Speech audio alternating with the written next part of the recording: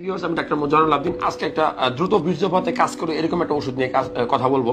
এটা এই জন্যই বলবো যে আমরা আমাদের চেম্বারে অনেক পেশেন্ট আছে, সরাসরি তারা বলে যে স্যার আমি তো বিদেশ অনেক বছর ছিলাম, এখন আসছি আসলে শারীরিকভাবে দুর্বল, এই ধরনের কথা বলে। তো এই ধরনের কথা বললে আমরা বুঝি নেই যে আসলে এটা প্রিমেচিউর ইজাকুলেশন বা দ্রুত বীর্যপাত। আমার হাতে যে ওষুধটা দেখছেন এই ওষুধটা হলো ডিপ্রেশন হিসেবে কাজ করে।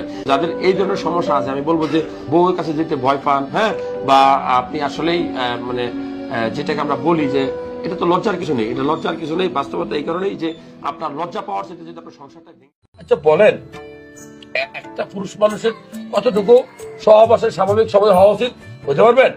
আমরা বলি এক এক দেশে এক রকম। আমেরিকাতে 12-13 মিনিট, ইউরোপে 10-11 মিনিট, আমাদের এশিয়া মহাদেশ, ইন্ডিয়া, বাংলাদেশ, ভুটান, শ্রীলঙ্কা, মায়ানমার, এই সকল জায়গায় 5 থেকে 7 মিনিট এভারেজ। আপনি যদি 1 মিনিট আপনার ওয়াইফের সাথে মিলামিশা করেন তার সপ্তাহে 1 দিন বা এই 30 দিনে 1 দিন, তাহলে এই ভাবি আপনার বাড়ির দিকে থাকবে, গাড়ির দিকে থাকবে? সত্যি না? হ্যাঁ, তবে যে কোনো রোগ, মানে ধ্বজভঙ্গ বলেন, ইরেকটাইল ডিসফাংশন বলেন, প্রিমেচিউর ইজাকুলেশন বলেন, দ্রুত বীর্যপাত বলেন, যেই ভদ্র নামে তারা ডাকেন, যত অভদ্র নামে তারা ডাকেন, এটা জানো দায়ী কে? আমি আপনি। খেয়াল করে দেখেন কতদিন, দিনের পর দিন আপনি হস্তমোচন করছেন, দিনের পর দিন আপনার স্বপ্নদোষ হয়েছে, আপনি কোনো ডাক্তার দেখান নাই।